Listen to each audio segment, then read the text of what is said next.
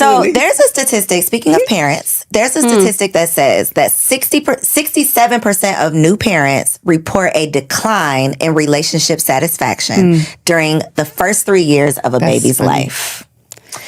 AKA, shit is going to hit the fan once you start having these kids. Once you have a family, 67% of people, these ain't my words, okay? This is 67% of people are saying that they're not as satisfied in their relationship. Are you getting this conversation?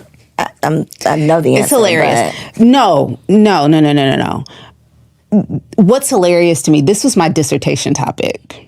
It was low sex desire in women, a comparative study amongst stay-at-home and working mothers. Oh, talk about it, please. And well, here's the thing.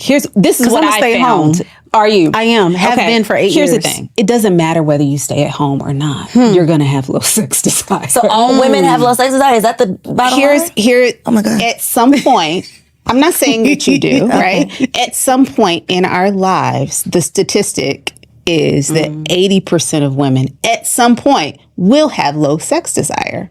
That does not mean, and I think that number is low, actually. I think that at some point we all do, right? And it's dependent on so many different things. It could be dependent on illness. It could be dependent on medication. It could be dependent on hormones. It could be dependent on stress, lack of sleep, depression, the fact that I don't like the person that I'm sleeping with, cheating history. It could be dependent on so many different things. There's so many reasons. And that's what the study ended up finding was there are so many different reasons why a stay-at-home mom might be super exhausted. Number one, her day is 24 hours as opposed to going to work at a job for 8 hours and then coming home. Out, Help. Right?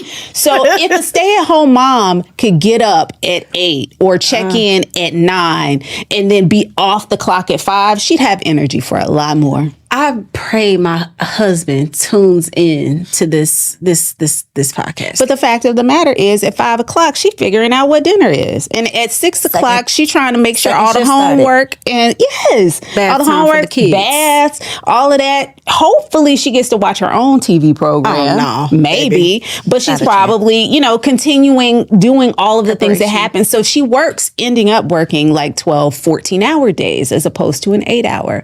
So to think that at that point, this tap comes on her shoulder and all she wants to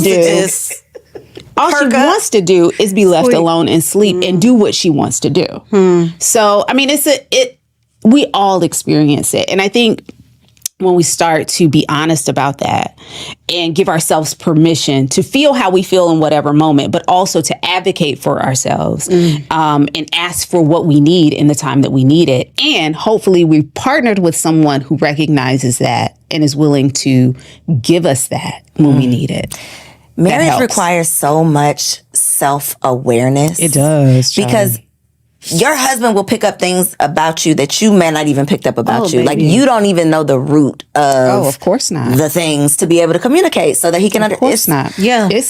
Marriage is one of the most vulnerable positions that we can place ourselves in. And for women like ourselves who are driven, who aren't really used to asking for help or don't want to, depend on someone else, it can be really challenging because what you need in relationship is community. You need help. You need to not have to do it all alone. And when you get that, when you partner with someone and allow them in to pick all of that up and you can trust them to do it, you can trust them with your heart, you can trust them to do the thing. Whole nother layer. But when that happens, it doesn't matter as much that I'm as tired as I am.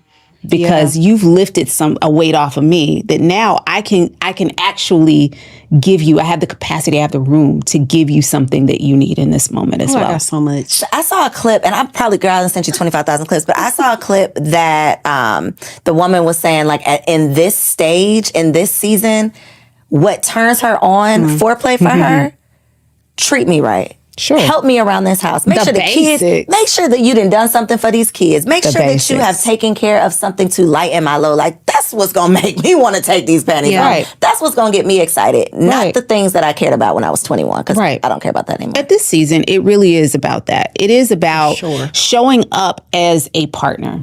Showing up as a partner, not as just like, well, these are my wife's tasks and these are my tasks.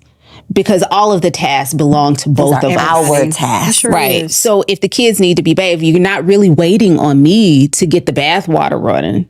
If you see they dirty, tell them to get their asses upstairs and start running the bathtub. I feel like that's You a know? language they have not tapped into. Well, and has it ever been required? Facts.